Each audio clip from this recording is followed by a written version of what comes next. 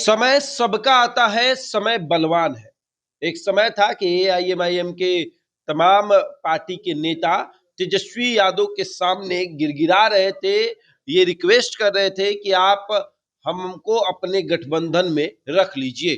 गठबंधन के तहत हम चुनाव लड़ना चाहते हैं और उस समय तेजस्वी यादव अपनी ताकत दिखा रहे थे और ये बात कह रहे थे कि हैदराबाद में हम आपसे जाते हैं क्या गठबंधन करने? हैदराबाद में हमें कितनी सीटें दे दी आपने? तो यहाँ पर कोई चांस नहीं।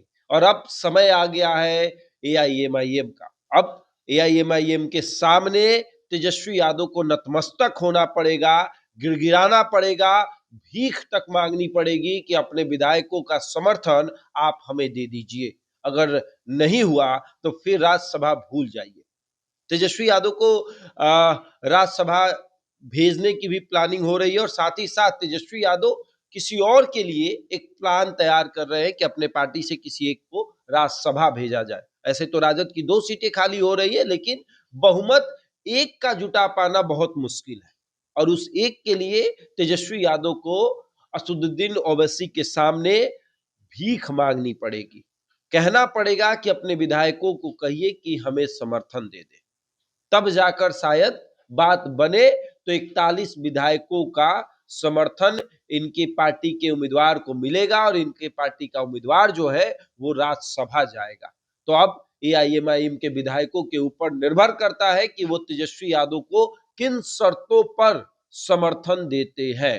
देखिए, तेजस्वी यादव ने विधानसभा चुनाव के बाद लगभग सबसे अपना खराब कर लिया है। कांग्रेस से भी इनकी नहीं बन पा रही है और वहीं दूसरी तरफ एआईएमआईएम के साथ तो इन्होंने विधानसभा चुनाव में ही अपना खराब कर लिया था, ये कह के कि हम नहीं लेंगे।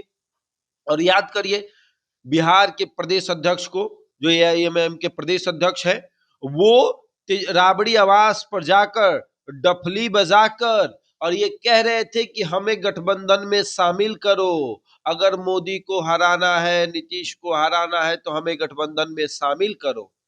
वो दिन तमाम विधायक कैसे भूल जाएंगे जो आपके दरवाजे पर खड़े थे, इस बात का इंतजार कर रहे थे कि आपका दरवाजा खुलेगा और आप उन्हें अपने साथ रखेंगे। और अब आपकी बारी है। अब आपको जाना पड़ेगा उनके दरवाजे पर और जाकर कहना पड़ेगा कि अपना दरवाजा खोलो, हम आए हैं, हमको समर्थन दो। और तेजस्वी यादव को वो सब कुछ करना पड़ेगा। अब देखिए ना, तेजस्वी यादव भले ही कुछ भी कर ले, लेकिन ये तो मानना पड़ेगा ना कि आपके पास बहुमत नहीं है। आपके पास मात्र 25 विधायक है और उस 25 विधायक के साथ ही आपको आगे चलना है, लेकिन आपको तो समर्थन चाहिए, आपको तमाम विधायकों का समर्थन चाहिए।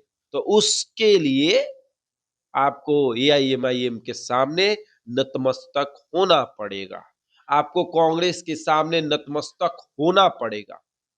25 आपके विधायक, 6 कांग्रेस के विधायक, एआईएम के विधायक, उसके बाद बीएसपी के सामने आपको नतमस्तक होना पड़ेगा। आपको आईपी गुप्ता तो खैर आपके साथ है, उनके सामने आपको नतमस्तक होने की जरूरत नहीं है, लेकिन असदुद्दीन ओवैसी के सामने आपको नतमस्तक होने की जरूरत पड़ेगी। ये इसलिए क्योंकि अभी उनका समय है। जब आपका समय था तो आपने उनको अपने सामने नतमस्तक करवाया और अब उनका समय है तो वो भी ये प्रयास करेंगे कि आपको अपने सामने झुकाए और तब जाकर राजद को समर्थन करेंगे। बहरहाल आगे आगे देखिए क्या होता है, तेजस्वी को किस तरीके से एआईएमआईएम को विधायकों को मनाना पड़ता है।